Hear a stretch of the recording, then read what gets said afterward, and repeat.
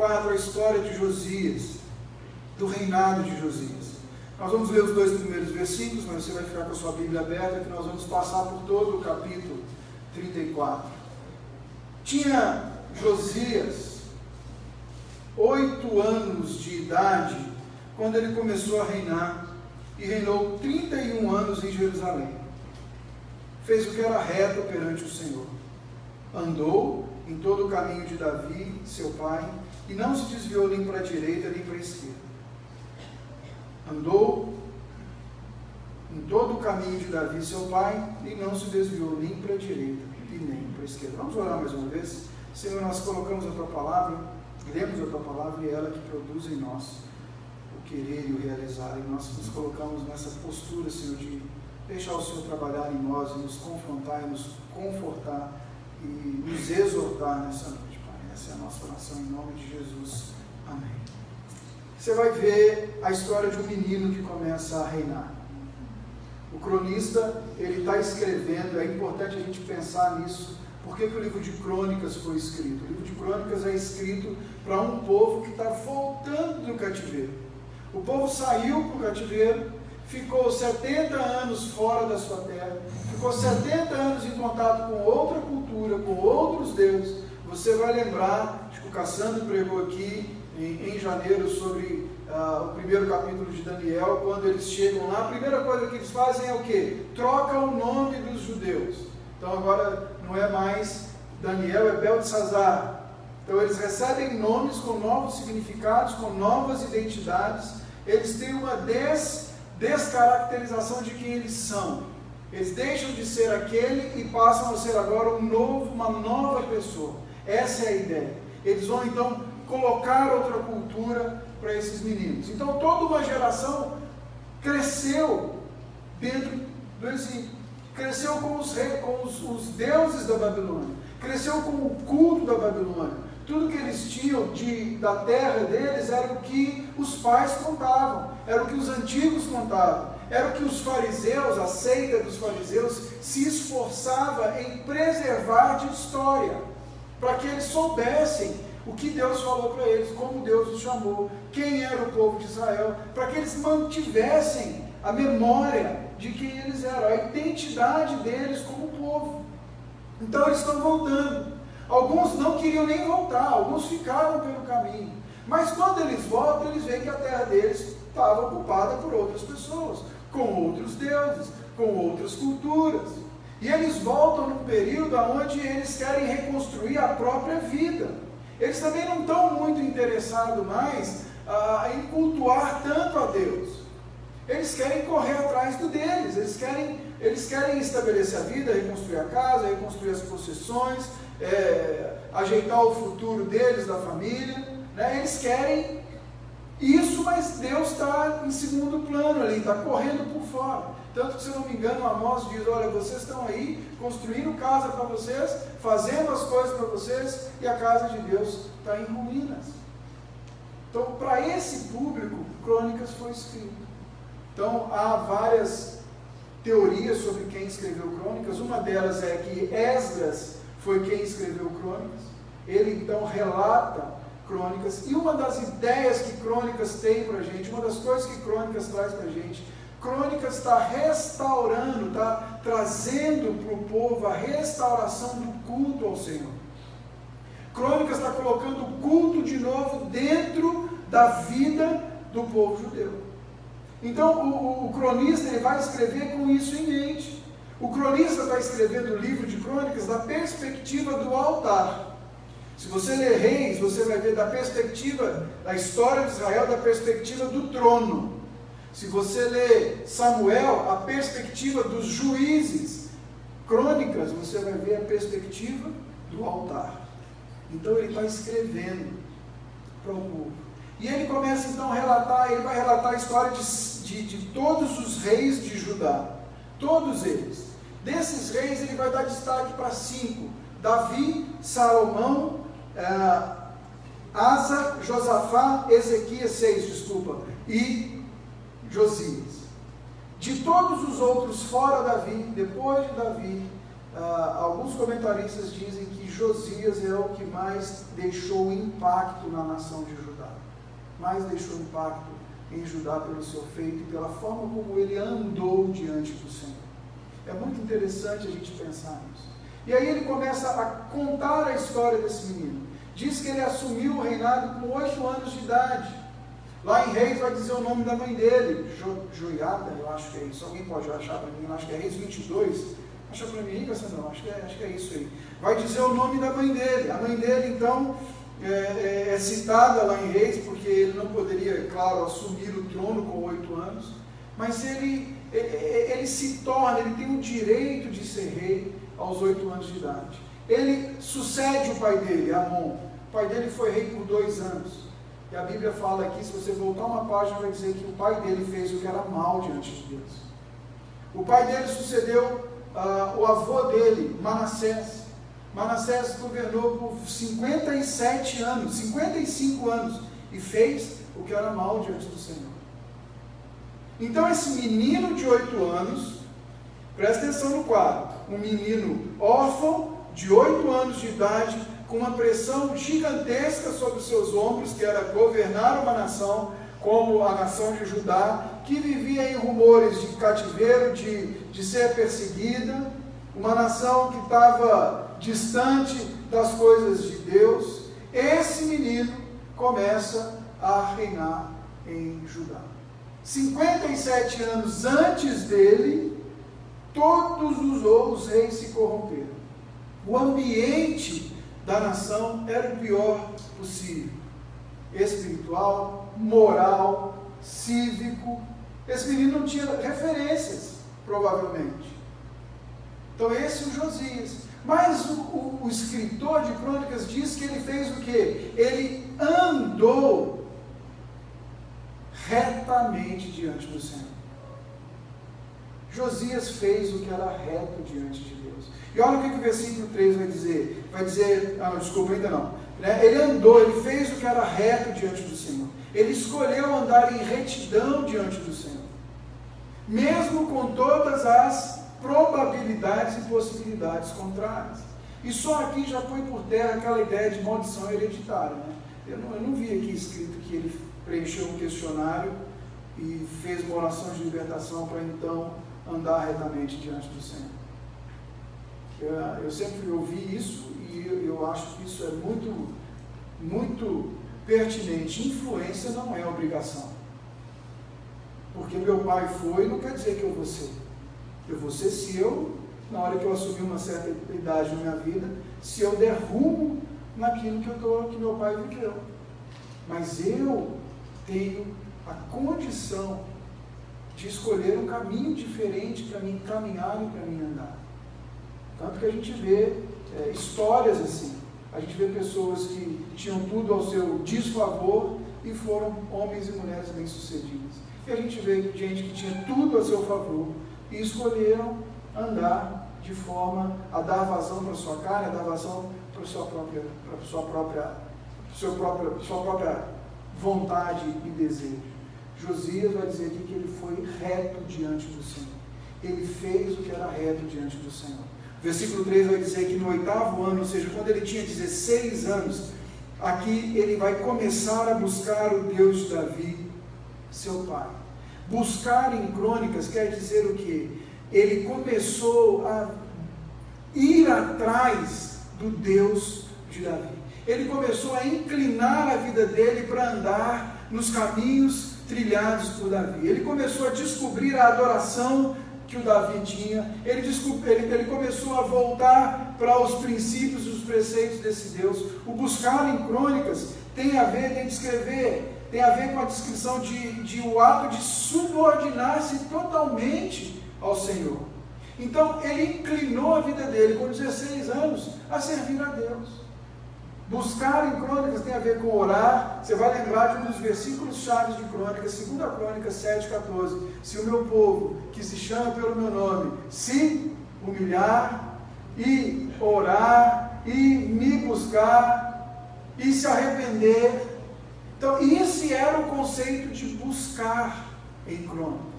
Então vai dizer que aos 16 anos esse menino começa a buscar ao Senhor. 4 anos se passam dele buscando ao Senhor. Aos 20 anos, o resultado da busca dele ao Senhor é que ele começa a promover uma reforma em toda a região que ele morava, em todo o Judá.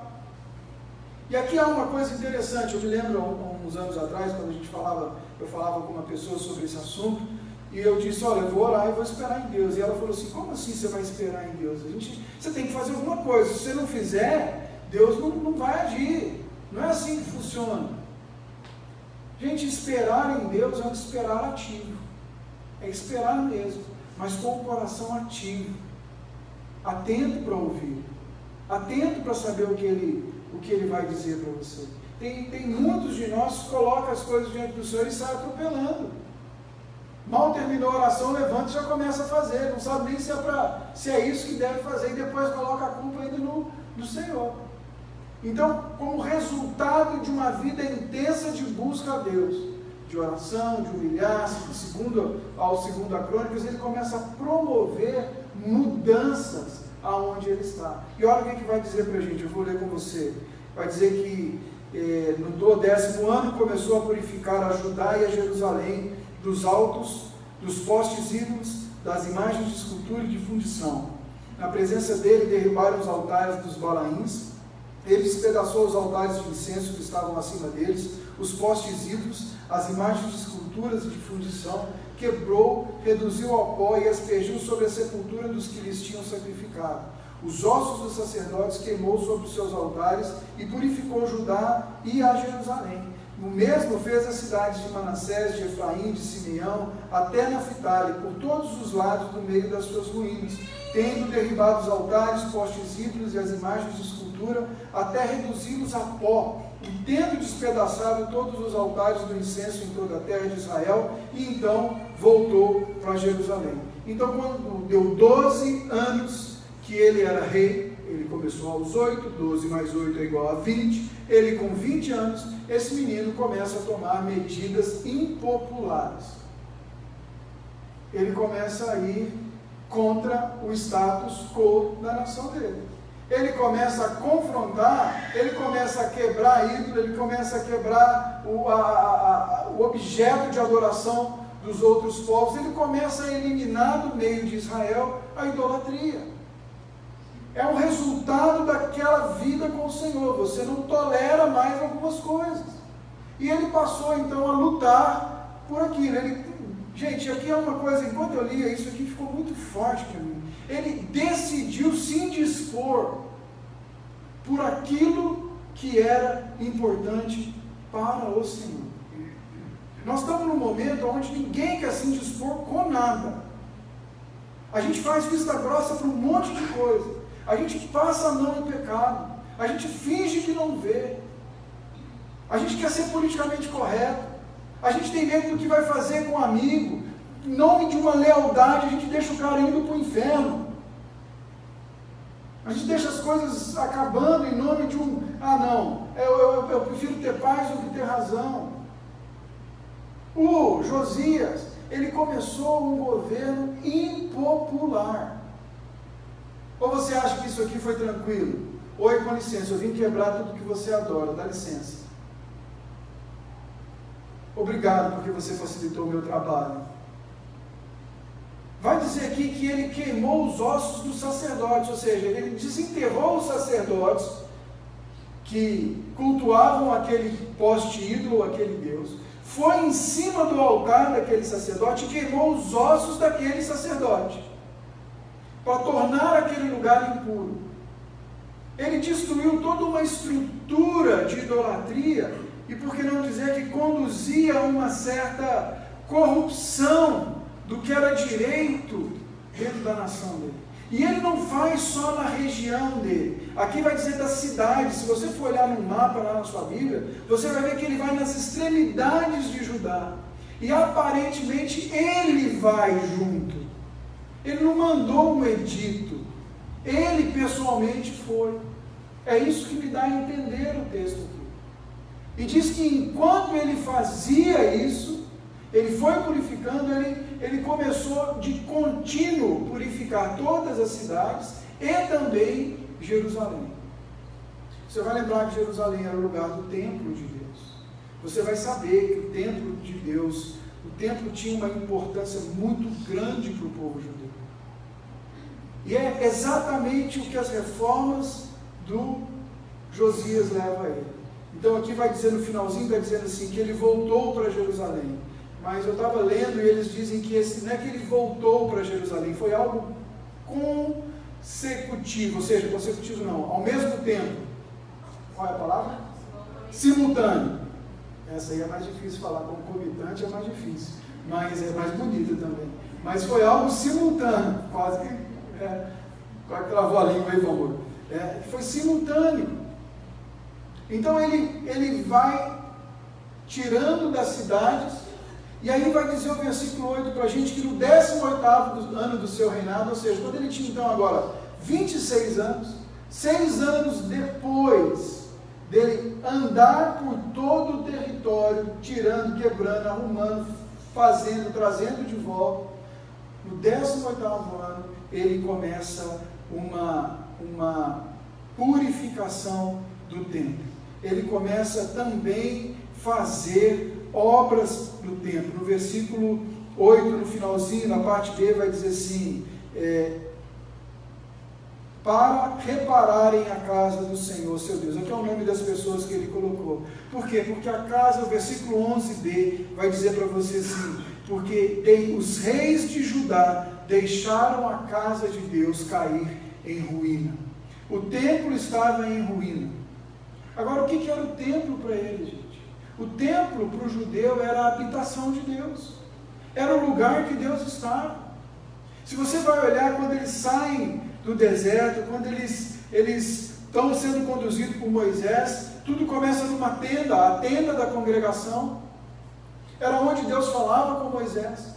Da tenda da congregação, Moisés faz o tabernáculo.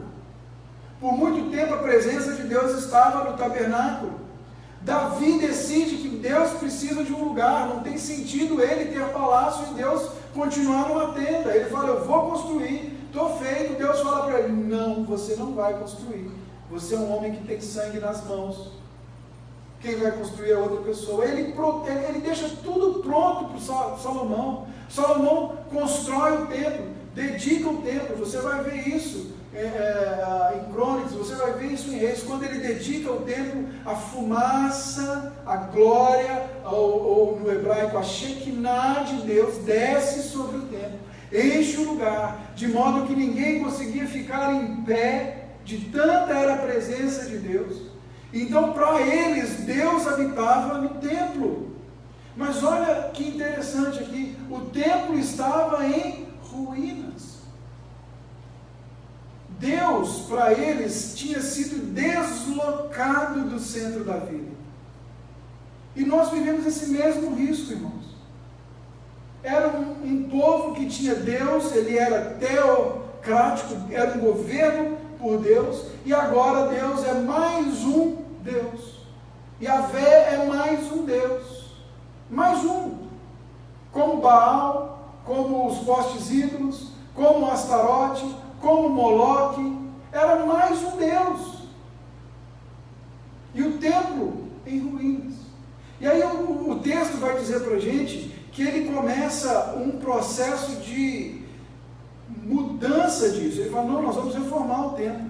Quando você olhar do versículo 8 até o versículo 13, ele vai dizendo as pessoas que estavam fazendo as obras. Ele vai apontando essas pessoas. É interessante que ele vai apontar alguns levitas para supervisionar a obra. Então, alguns levitas, alguns músicos, até um comentarista que eu estava lendo disse assim, eu não sei o que deu na cabeça de Josias botar músico para supervisionar a construção, mas o interessante é que ele está trazendo de volta a mesma coisa que Davi fez quando colocou cada um no seu lugar, cada um com a sua função, o que ele deveria fazer. E aí eles começam a trabalhar, ele levanta a oferta, ele pega dinheiro, ele faz uma coleta, ele pega esse dinheiro e entrega nas mãos das pessoas que iriam fazer. Então ele entrega na mão do carpinteiro para que compre a madeira para o templo, ele entrega na mão do pedreiro para que comprem as pedras para o templo, e aí ele começa a ver o processo de trabalho. E o versículo 12 vai dizer para a gente algo que é fundamental no nosso entendimento aqui, para a sequência. Vai dizer que o ambiente de trabalho era um ambiente de fidelidade. Sabe o que é isso, gente? Quem desenvolvia qualquer função que fosse no templo, o fazia em fidelidade. Não era de qualquer jeito. Não era para Deus mesmo melhor serve. Vamos comprar de segunda porque é para a igreja. Se der, eu vou.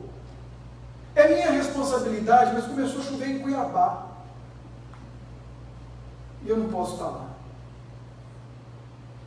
Nós estamos vivendo a época das desculpas, irmãos. Pai, qual que é a sua desculpa? Vai lá, fala aí, me dá.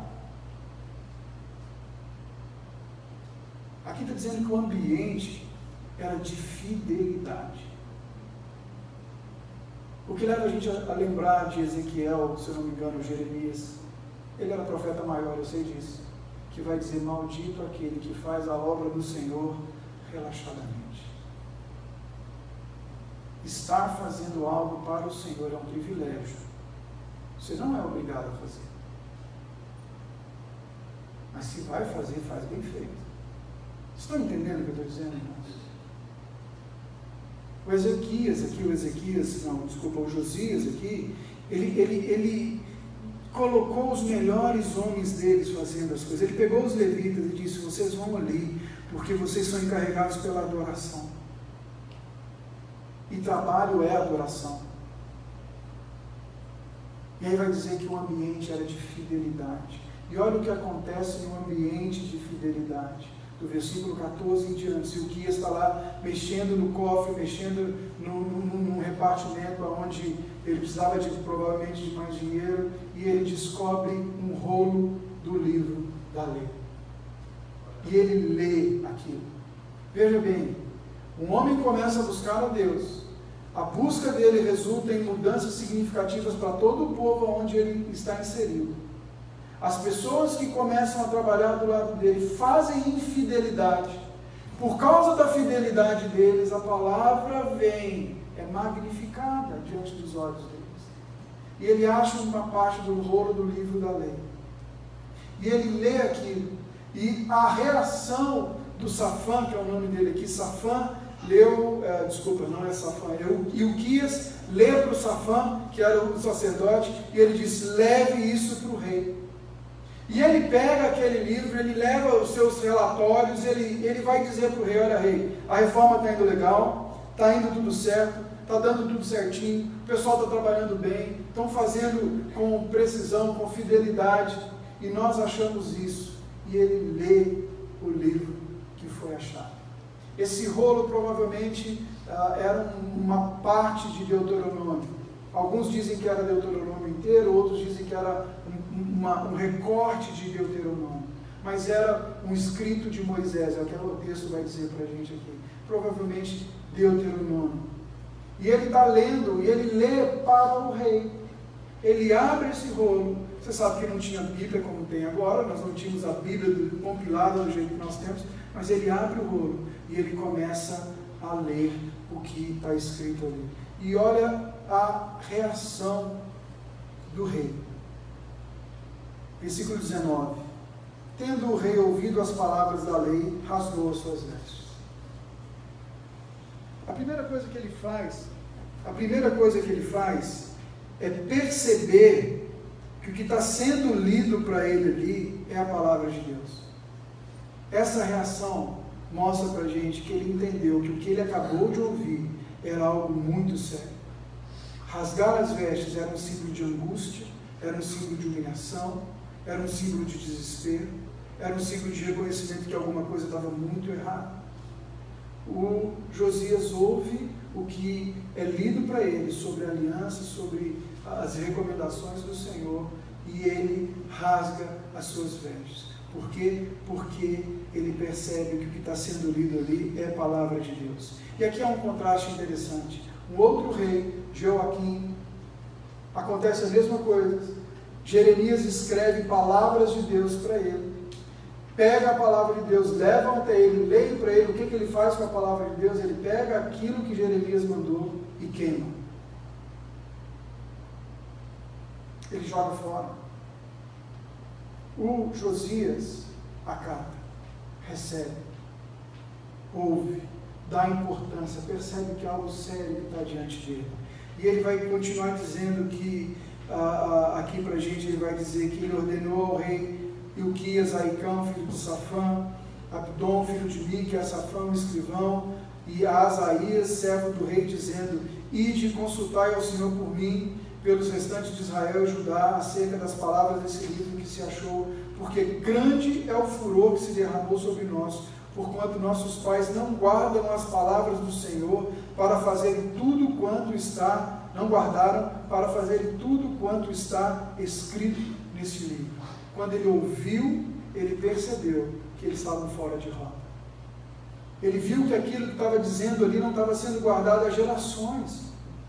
E mais, ele percebe que eles estão passíveis, ou eles estão pontos a receberem a ira do Senhor.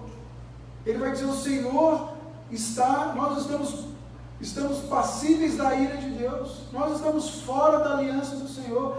Tudo aquilo que Deus falou para a gente no Sinai, a gente descredenciou. Tudo aquilo que Deus falou para o nosso pai Davi, a gente deixou de lado. A gente está vivendo a nossa vida como a gente quer.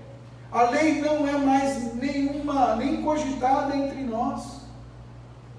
O Senhor deve estar irado conosco, porque faz tempo que a gente não anda e não guarda e não procede da maneira que o Senhor Deus tem para nós. E aí o que ele faz? Ele vai consultar a profetisa Uda, ele manda consultar a profetisa Uda, e ela confirma tudo o que ele ouviu. E ele ouve da parte dela uma palavra dura, do versículo 22 ao versículo 28, a gente vai ver isso aqui. Ele ouve que, sim, vai haver juízo. O cativeiro não vai ser deixado de lado. Vai haver juízo. E essa é uma coisa importante para a gente pensar. Todo pecado tem uma consequência. Presta bem atenção nisso que eu estou te falando. Já falei isso várias vezes. Todo pecado tem consequência. Ou como a Ana Júlia falava, sequência. Todo pecado tem consigo uma consequência. O que Uda está dizendo para ele é: você se arrependeu, você se converteu dos seus maus caminhos, você fez exatamente o que você tinha que fazer, mas a nação vai para o exílio. Ponto. Deus não negocia com o pecado, gente. Deus talvez abrande, é longânimo, segura um pouco, mas as consequências do pecado vêm. Uma hora ou outra você vai colhê-las, ponto, não tem o que fazer. A primeira palavra que Uda dá para ele é uma palavra de juízo. Deus pode até aplacar a ira dele, mas ele vai vir e você vai responder aquilo. Aí você está falando: pastor, mas você está me mostrando um Deus muito irado e muito violento. Então eu vou falar para você sobre criação de filhos, nesse mesmo conceito. Se você não corrigir seu filho agora, alguém vai corrigir. Ou você nunca tomou uma juntada, uma boa traulitada na vida, que te botou no eixo, porque você estava caminhando totalmente fora. Se você não ensinar agora, alguém vai ensinar. A vida vai ensinar, como a gente diz por aí. Alguém vai fazer, irmão. Toda postura traz uma consequência. Se seu filho olha para você, discute com você, briga com você, ele que manda em casa, quando ele chegar no mercado de trabalho e fizer isso com o chefe dele, o que vai acontecer com ele? Quantos trabalhos ele vai parar? Fala para mim. Alguém vai fazer. Todo pecado tem uma consequência. A primeira palavra de Uda é uma palavra dura. A segunda palavra que ela dá para ele é uma palavra de esperança. Ela diz: por causa da sua postura, porque você fez o que você fez, porque você se converteu, porque você se converteu dos maus caminhos, porque você rasgou as suas vestes, porque você tem buscado ao Senhor, porque você tem sido reto em tudo que você faz. Esse povo vai para o exílio, mas só depois que você morrer. Vai vir o exílio, mas por sua causa o povo será preservado. Por mais um tempo esse povo, mais uma geração será preservada pela sua postura. Por quê? Porque aqui existe uma diferença muito grande do que o Josias fez e dos outros deuses, dos outros reis. Josias se arrepende. Os outros mostraram remorso. E vocês sabem que há uma diferença muito grande entre arrependimento e remorso. O remorso é aquele que está interessado naquilo que ele está perdendo. Você já deve ter visto isso com sua criança. Você diz para ele, se você não fizer, você vai perder esse chocolate. Aí ele vai lá e te desobedece. Aí você fala, você vai perder o chocolate. Não, pai, eu faço, não, pai, eu nunca mais faço isso, pai, não, até que você vai lá e dá o chocolate para ele. Esse é o remorso. Ele vai te desobedecer de novo, quando ele tiver a oportunidade, porque ele não entendeu por que ele não deveria fazer. O arrependimento é aquele que levanta um memorial, que ele não está preocupado com o que ele vai perder, ele está preocupado com o que ele já perdeu, que é a presença de Deus, que é a vida dele com o Senhor. Não é o que ele não está ganhando, é o que ele já perdeu. Então esse homem se arrepende. E aqui há uma coisa que eu queria colocar muito interessante para nós, homens principalmente.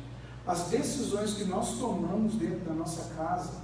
Homens, olha para mim aqui, você que é homem. Se você não tem filhos, não tem família, você vai ter um dia, olha para mim aqui.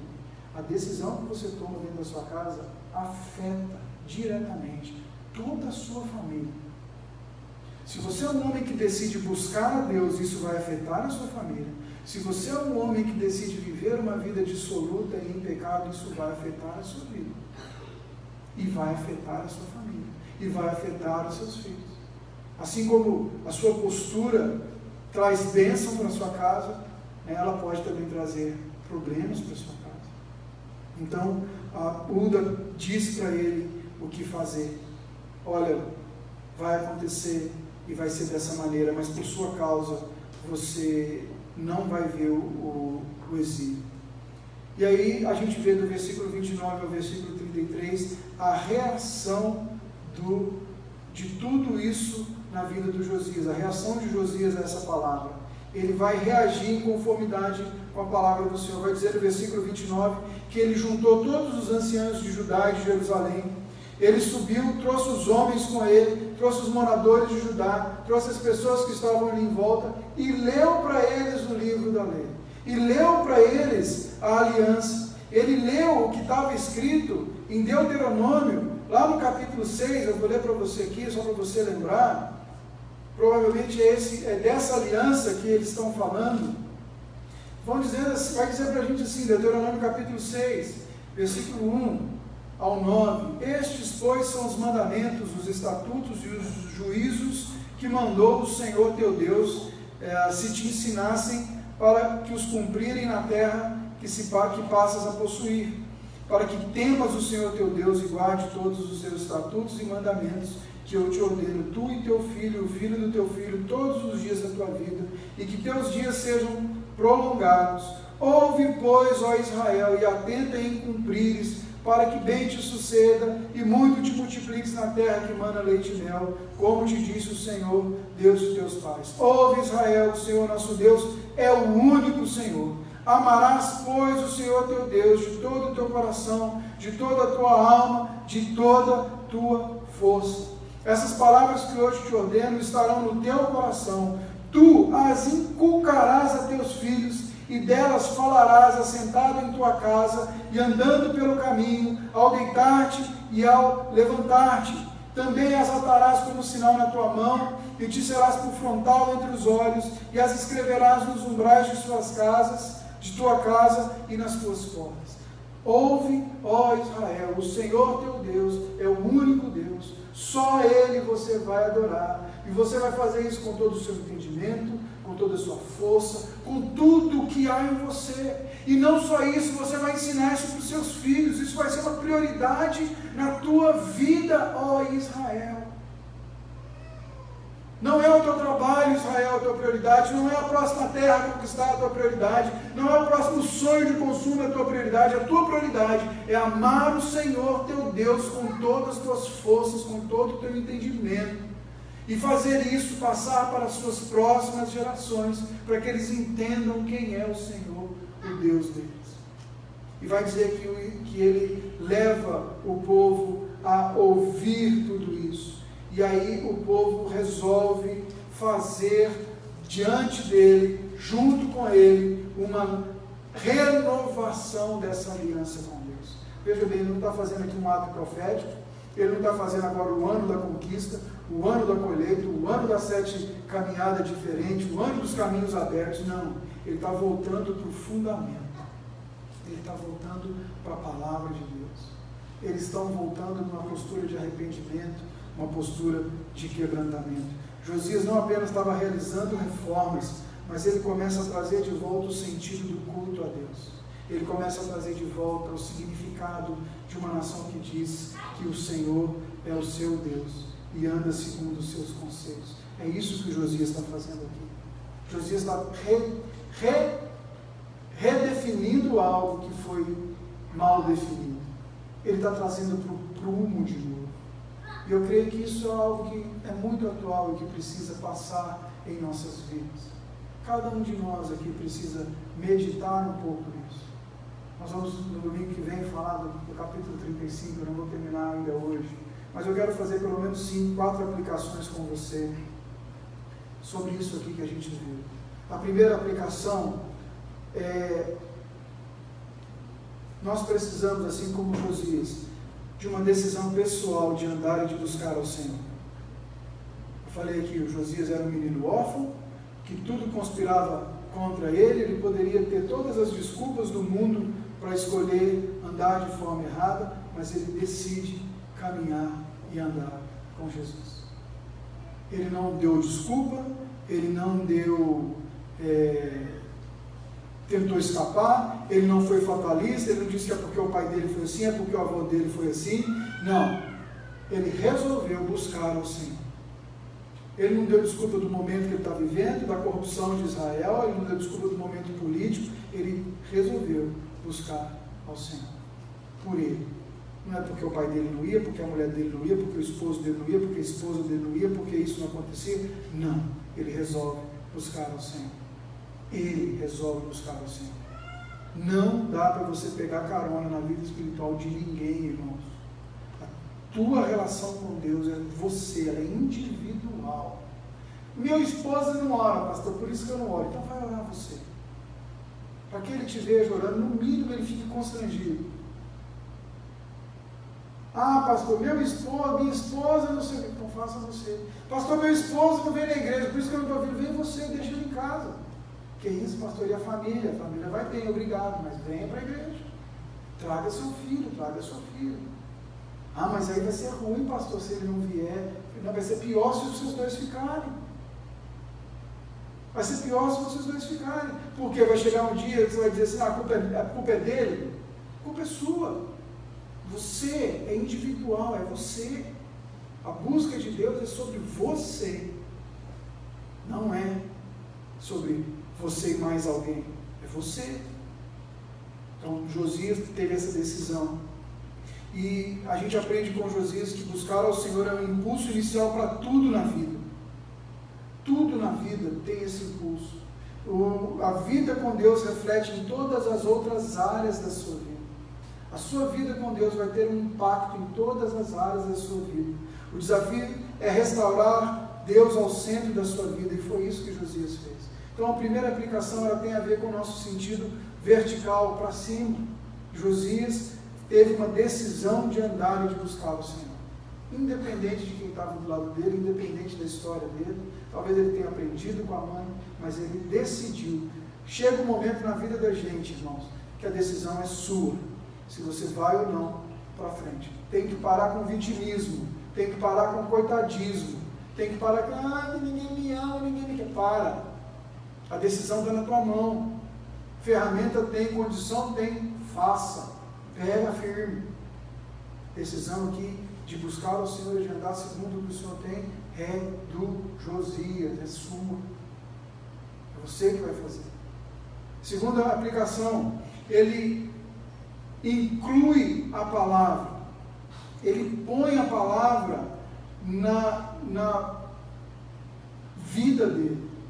Ele lê, ele dá importância. Ele não só dá importância, ele dá sequência. Depois que ele lê essa palavra, ele põe para o povo ler essa palavra, ele disponibiliza a palavra para o povo. Ele começa a entender que aquele agora era o norte dele, ela que o dirigia, ela que determinaria as funções e a vida dele. Ele começa a ser bíblico, se é que a gente pode dizer assim. Nós precisamos voltar a ser bíblicos. Irmãos, leia tudo que você puder ler, mas separe um tempo na sua agenda para ler a Bíblia, para pegar todos os conceitos que você leu durante o dia e descobrir se eles são conceitos bíblicos, se é assim que Deus vai realmente fazer, ou se tem outras opções para que isso seja feito. Um amigo meu gosta de arco e flecha, e ele estava vendo uma entrevista de um homem que é dono da empresa que faz os arcos e flechas mais caros do mundo, e ele é o arco e flecha para competição olímpica, e assim, essa marca ganha, não sei, tipo assim, quase tudo que disputa essa marca ganha, em primeiro lugar. E o meu amigo estava me contando que em determinados momentos, esse homem também, ele é um empreendedor em várias áreas, em determinado momento, o repórter pergunta para ele assim: de onde você tira todas essas ideias que você tem? E aí ele fala: bom, já que você perguntou, eu vou te dizer, eu sou cristão. 90% das ideias que eu tenho vêm enquanto eu estou no meu tempo com Deus, enquanto eu estou lendo a Bíblia, enquanto eu estou meditando na palavra. A gente poderia esperar: olha, eu tiro das minhas reflexões profundas em engenharia e cálculo 1 para que achar a termoacústica da dinâmica da repimbota da parafuseta. E ele fala: não, é o Senhor que vai falando ao meu coração. Eu começo a ler a palavra, eu gasto tempo na palavra, e o Senhor vai me dizendo como fazer, e o Senhor vai me ensinando como conduzir. Nós precisamos trazer de volta a palavra para a nossa vida, irmãos. Nós temos falado isso aqui há 2 anos, há 1 ano e 3 meses eu tenho falado isso aqui, a gente tem ouvido isso aqui na escola bíblica dominical. Nós precisamos promover a palavra de Deus em nossa vida, em nossa casa, para os nossos filhos. Nós precisamos ajudar nossos filhos a acharem a profissão deles, segundo a palavra de Deus, não segundo o mercado. Nós precisamos achar o nosso casamento, o norte do nosso casamento, segundo a palavra de Deus. Nós precisamos aprender a relacionar com as pessoas, segundo a palavra de Deus. Mas o Senhor vai me ensinar todas as coisas, o Senhor vai te ensinar todas as coisas. Gaste tempo com a palavra de Deus. Desliga a televisão, sai do WhatsApp, desliga o Big Brother Brasil, vá para a palavra de Deus. Gaste tempo.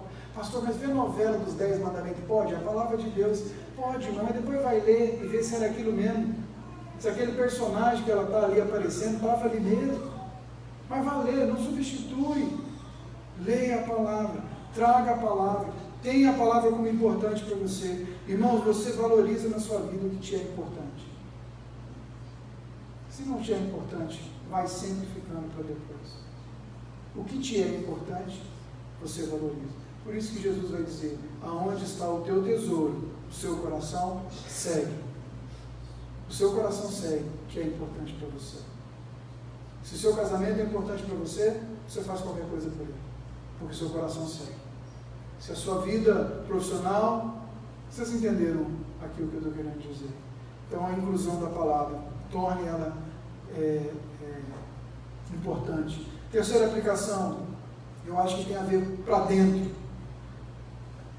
Josias mostra para a gente uma postura responsiva ao que ele ouviu na palavra.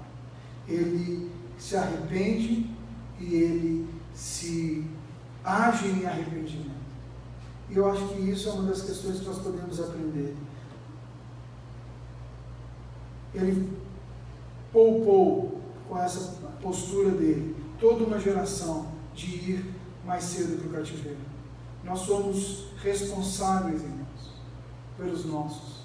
Nós somos responsáveis com as nossas posturas, pela nossa casa, pela nossa família, por essa comunidade. Ah, pastor, mas o que eu faço na minha casa não tem nada a ver. O que eu faço lá, o pecado do irmão não me afeta, nos afeta, nós somos uma comunidade. O pecado de cada um de nós afeta o todo. O sofrimento de cada um de nós afeta o todo. O descaso de cada um de nós afeta o todo. O trabalhar sem fidelidade de cada um de nós afeta o todo. Se Deus te chamou para trabalhar nessa igreja, se Deus te chamou para trabalhar para a obra dele, faça com fidelidade.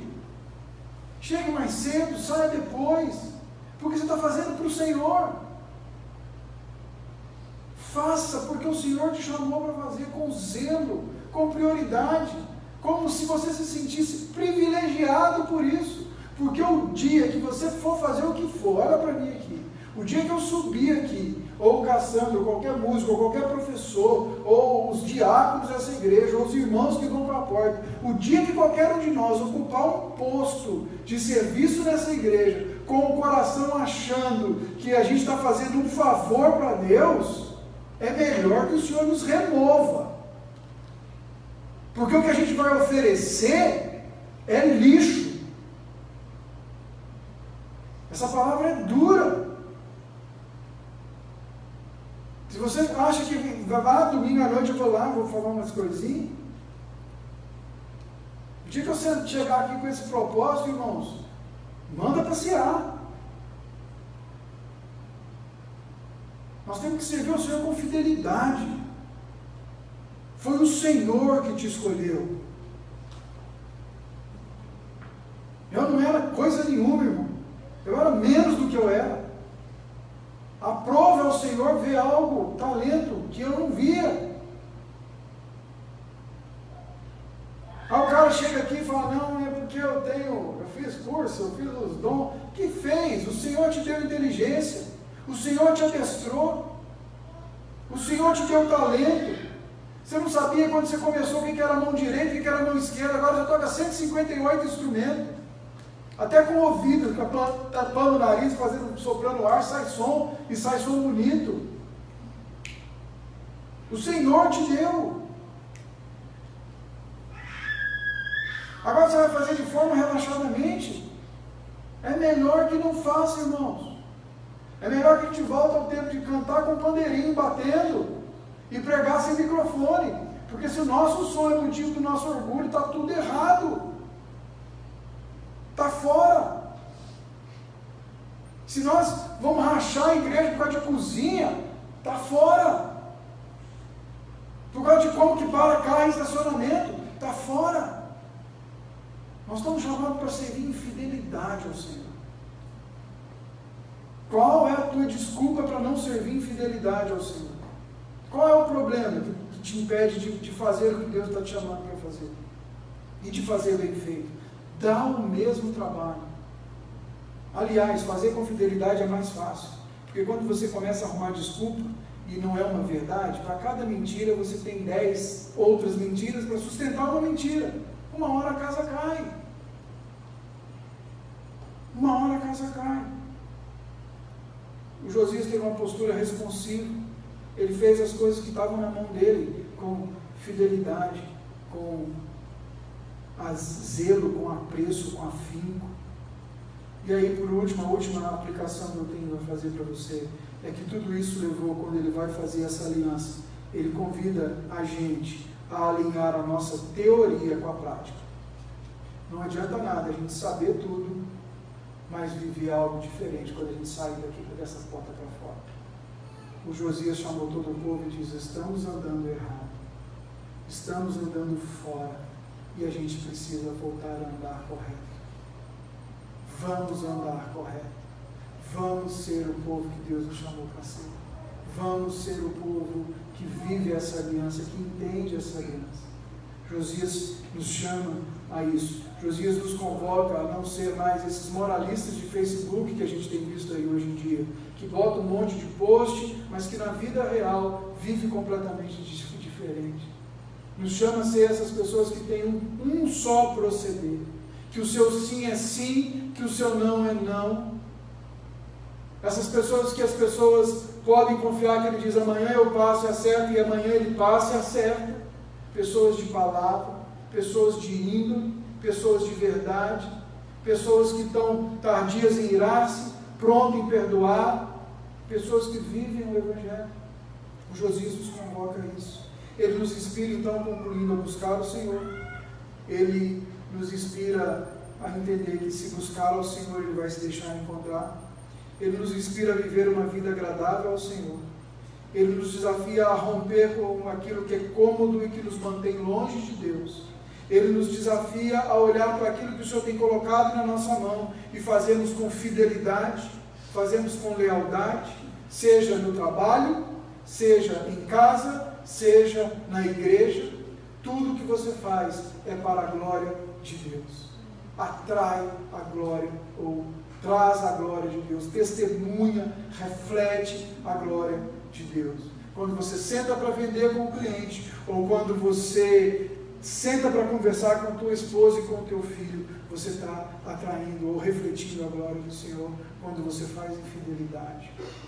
Irmãos, Deus nos chama para trazer de volta, descobrir novamente o sentido disso que a gente está fazendo aqui, que é cultuar o Senhor. Nós fazemos para entronizá-lo, nós fazemos por Ele. O que nós entregamos diante dEle é algo que nós temos entregado em fidelidade, ou é para Deus mesmo qualquer coisa serve?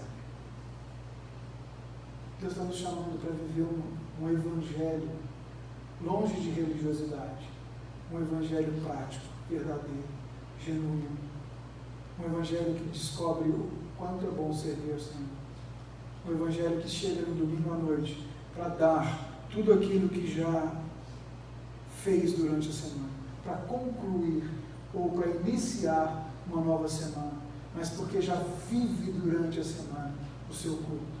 Nós precisamos redescobrir o rolo da lei no nosso dia a dia. Aonde que está na sua vida? O Josias estava lá escondido no lugar do dinheiro. Onde que está o rolo da lei na sua vida? O que está fazendo poeira sobre ele? O que está em cima escondendo ele? Quais são as pedras que estão em cima escondendo ele?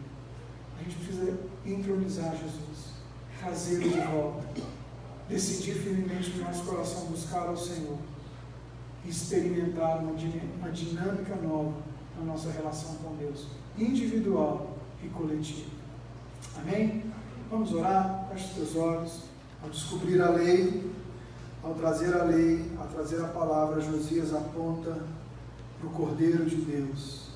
Você vai ver que no domingo que vem que ele celebra a Páscoa. Toda a palavra aponta para a pessoa de Jesus. Toda palavra vivida na minha e na sua vida aponta para quem é Jesus. O escritor de Hebreus vai dizendo assim: havendo Deus outrora falado pelos seus profetas, Ele agora falou pelo Filho. E o Filho é a expressão exata do seu ser. Nós temos a oportunidade de viver no mundo depois da morte de Jesus. A aliança agora não é mais a do Sinai, a aliança agora é a do Calvário, feita com o sangue do Cordeiro, que nos aceita, que nos livra e que nos dá diariamente a revelação fresca de quem Ele é. Vamos orar. Obrigado, Jesus, por quem o Senhor é, por quem nós somos. Obrigado pela nossa vida, obrigado pela nossa casa. Obrigado, Senhor, por essa noite, por essa palavra. E a minha oração é que o Senhor nos ajude a redescobrir na nossa vida o rolo da lei, a ressignificar a palavra em nós, ressignificar o que é ser cristão, o que o Senhor espera de nós, ressignificar, Senhor, o nosso serviço a Ti, ressignificar, Senhor, a nossa caminhada contigo, ressignificar, Senhor, o que esperamos do Senhor, tudo isso à luz das Escrituras. Livra-nos, Deus, de estar longe, Senhor. Livra-nos, Senhor, de estar vivendo um momento de mera casualidade na Tua presença. Livra-nos, Senhor. Ajuda-nos, Deus, a ter essa mesma resposta que vimos hoje à noite, ao ouvir a Tua palavra, Essa palavra penetrou porque ele deu importância e disse que sabia que era a tua palavra. E ela começou a transformar o coração dele de dentro para fora. E essa transformação gerou nele mudanças em resposta a essa palavra. Senhor, eu sei que tem pessoas aqui que são cristãs há anos. Deus nos ajuda a responder positivamente a toda a luz da palavra que nós já fomos expostos.